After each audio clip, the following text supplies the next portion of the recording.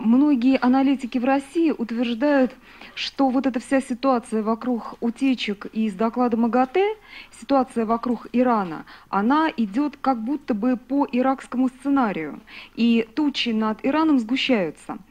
Считаете ли вы, что это на самом деле правильная оценка?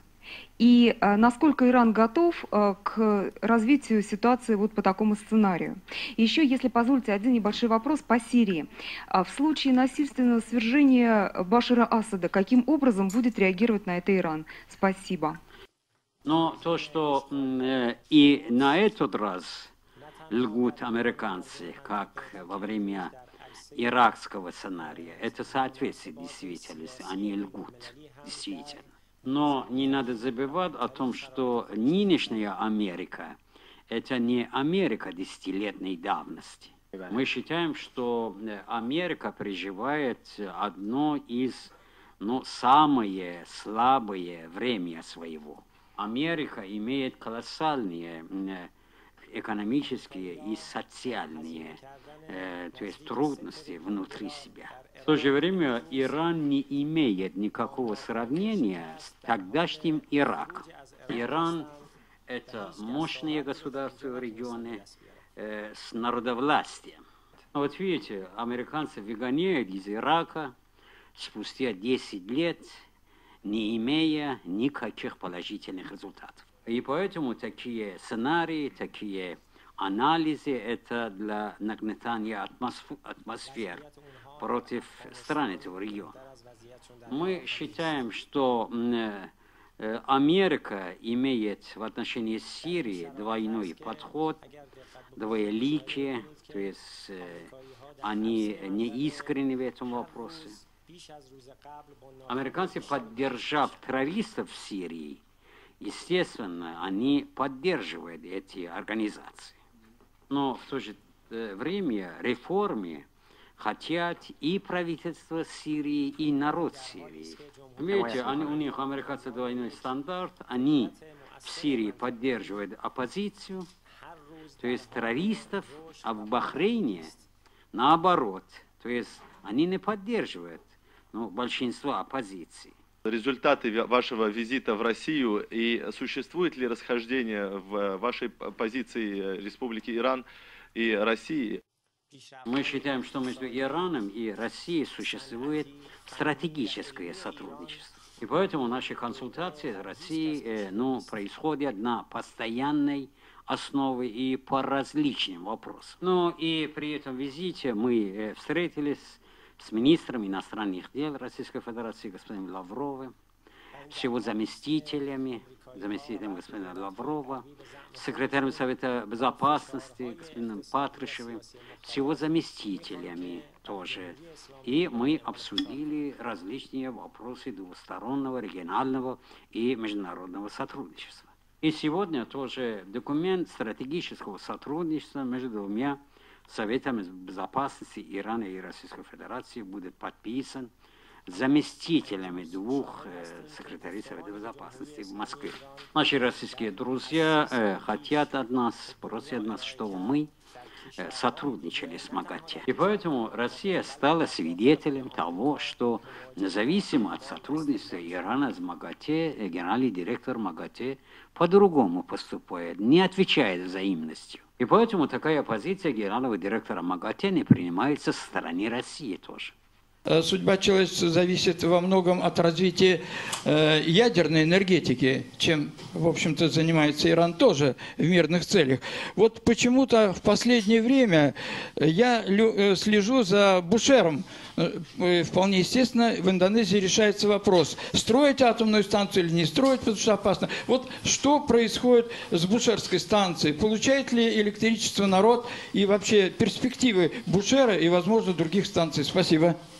Но то, что касается, какими источниками обеспечить энергию, энергетику или электроэнергетику, это зависит от каждой отдельной страны. Но каждая страна по-своему решает этот вопрос. Но то, что касается Исламской Республики Иран, Иран делает ставку на ядерную энергетику, и поэтому Меджлис, парламент Ирана обязал правительство Ирана построить в течение 20 лет обеспечить 20 тысяч мегаватт электроэнергетику путем создания ядерных электростанций. И то, что касается Бушерской АЭС, да, эта станция уже заработала и вырабатывает электроэнергетику. Вопрос относительно отношений Ирана с арабским миром. Известно, что при прежних режимах, в частности в Египте, отношения между Ираном и Египтом были достаточно натянуты.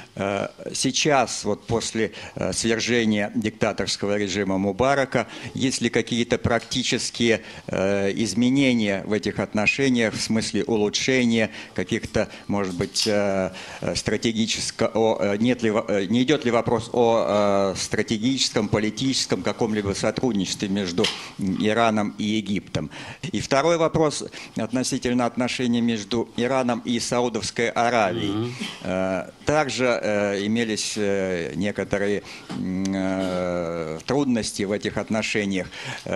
В настоящее время на каком уровне находятся отношения между Ираном и Саудовской Аравией? Ну, то, что касается Египта и взаимоотношений между иностранными государствами, МИД Ирана занимается этими вопросами, и, естественно, мы занимаемся этими вопросами. Сейчас хорошие связи между двумя сторонами уже наладились, но мы знаем, что египтяне сейчас заняты своими внутренними вопросами.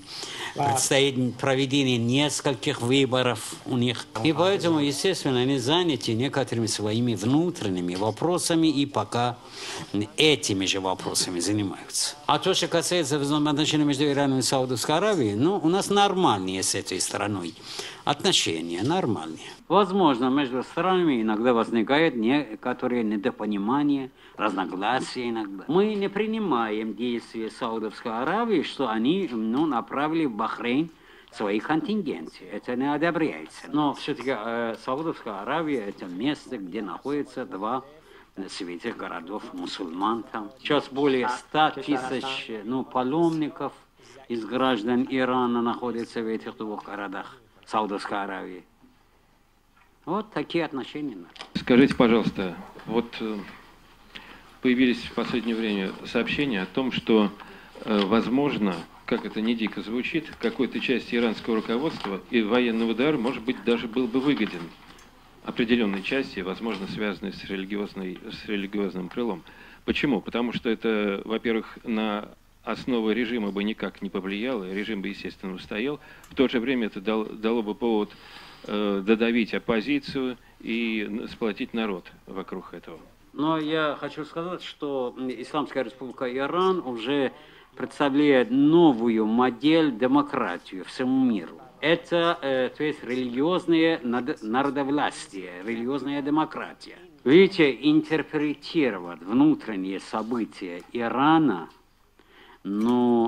западными составляющими, может быть, не стоит так делать. То есть, западными критериями не надо оценивать демократию внутри Ирана. Может быть, причина того, что американцы в течение 30 лет всегда терпели поражение от нас, может быть, в этом же заключалось. Потому что они оценивали наши внутренние события глазами и углами своих стандартов и критерий. Это оживленное общество в политическом и социальном отношении. Мы видели президентские выборы, которые прошли 2,5 года тому назад, показали этого. Мы видели, что действительно очень много принимали участие в этих выборах и конкурировали друг с другом. И поэтому в отношении внешнего врага они одним голосом и одним фронтом будут выступать. А то, что касается